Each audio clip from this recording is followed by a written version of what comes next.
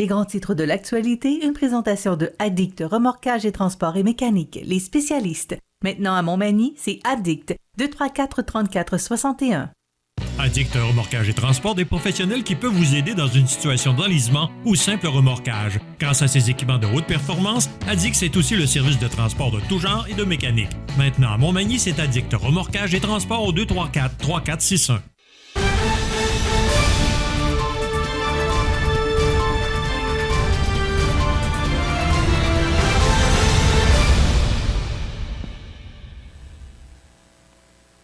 Les grands titres de l'actualité de ce jeudi, le 14 juillet, c'est la fête des Français. José Soucy, bon matin.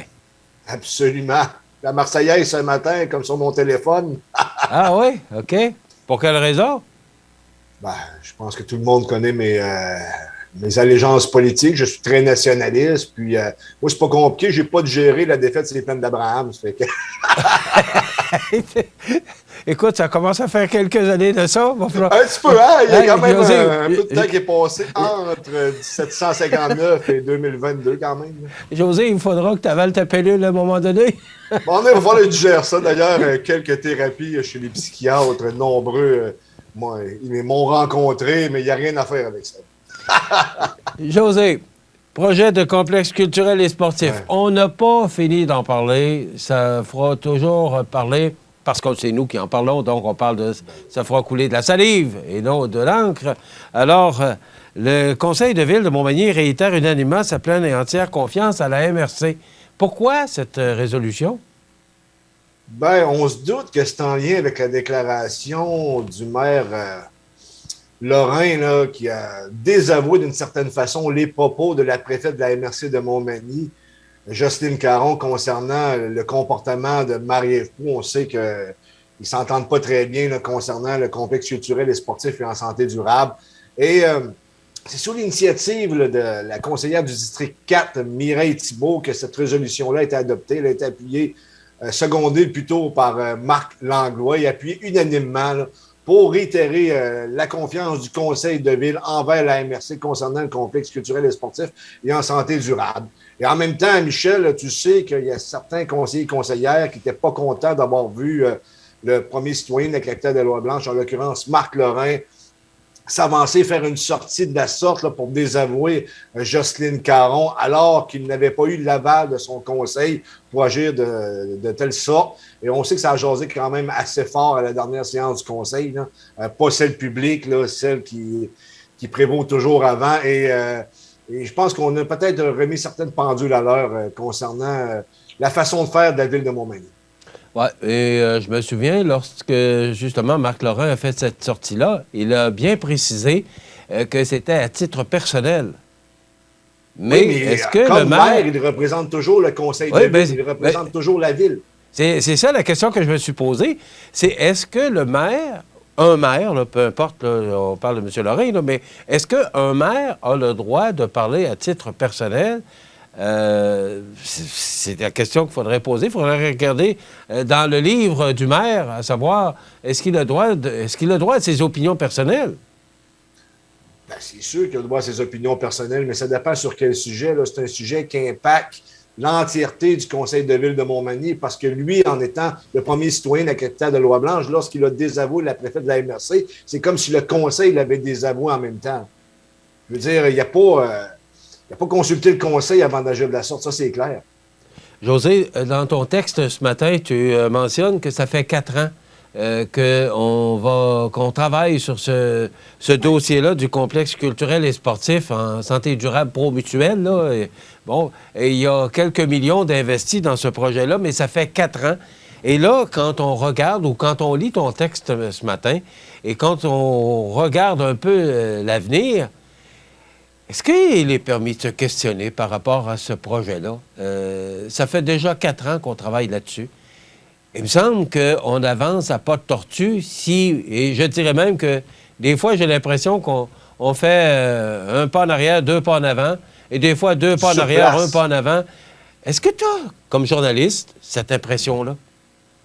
Absolument, Michel, parce que ce qu'on sait, là, c'est un secret de polichinelle, c'est que du côté de la MRC des initiateurs du projet, là, il y a comme deux camps. Il y a le camp avec Marie-Ève Proulx qui veut laisser faire Marie-Ève Proulx avec son initiative d'aller porter le dossier à chaque ministère pour aller chercher des fonds, alors que la façon plus traditionnelle de faire, ça a arrêté de passer par le PQI, le Programme québécois des infrastructures, alors qu'on n'agit pas de la sorte parce que la députée a pour son dire que puisque Montmagny est en dévitalisation, on ne peut pas avoir ce programme-là en question, on ne pourrait pas se qualifier, alors que d'autres disent non, il y a des clauses qui font en sorte qu'on pourrait se qualifier. En d'autres termes, c'est un projet qui est rendu très politique, ça prend une poussée politique, et c'est là qu'on ne s'entend pas. Et Marie-Ève Proulx a son opinion, les gens de la MRC ont leur opinion, et là, ça commence à graffiner un peu quand même, on va se le dire. Là. Et on sait d'ailleurs, selon Jocelyne Caron, elle ne s'attend pas à avoir une annonce avant les élections, alors que ce serait possiblement le temps de faire ce type d'annonce-là pour aller chercher le comté pour la CAQ. C'est quand même spécial comme circonstance, Michel. Là. Seul l'avenir va nous le dire, mais une chose est certaine, c'est que il y a beaucoup de petite politique qui se fait dans ce dossier-là, sincèrement. Puis je vais être en mesure de vous en dire plus que la campagne électorale va avancer et qu'on va avoir sûrement d'autres ouvertures parce que ce sujet-là va revenir. J'espère qu'il va y avoir un débat en Côte-du-Sud là, pour la prochaine élection provinciale. Et évidemment, ce sujet-là va revenir comme sujet clé pour cette présente campagne-là ou la future campagne qu'on est sur le bord de connaître. Ça également, la prochaine médecine vétérinaire à la Pocatière, parce que semblerait-il que le gouvernement du Québec a fait son lit. Et même si on arrive avec des arguments valables du côté de la MRC de Kamouraska et des gens de la Pocatière, bien, semblerait-il que ça n'a aucun poids parce que même que notre député local ici appuie le projet à Rimouski. José, c'est la première fois moi, que je vois autant d'intérêt. Il y a 3,5 millions qui ont été investis à date dans un projet qui est sur la table depuis 4 ans, là. 3,5 millions. Il y a eu la campagne avec Steve Ouellette, le directeur de la caisse de la MRC Desjardins de Montmagny, et Jean-Guy Desrosiers. Tu ton vin pour demain. Je n'ai jamais vu autant de volonté de la communauté. Et là, 3 millions est investis. Et si jamais on voyait là, la lueur au bout du tunnel, j'ai l'impression que la communauté des gens d'affaires embarquerait encore plus à fond dans ce projet-là. Et pourtant, ça fait 4 ans. Et là, ben, on écoute, on regarde des nouvelles comme ce matin, là, puis on se dit, ben voyons donc, pourquoi c'est si difficile de rendre à terme ce projet-là, alors que c'est la ville de Montmagny, là, c'est l'explosion de la ville de Montmagny, un tel projet de même.